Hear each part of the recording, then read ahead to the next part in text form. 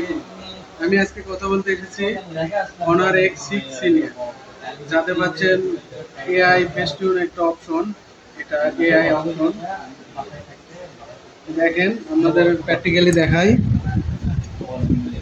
অনেক সময় দেখা যায় যে আমরা ছবি তুলছি, কিন্তু ভুলবশত ছবিটা একদম মনে করেন চোখ বন্ধ হয়ে গেছে।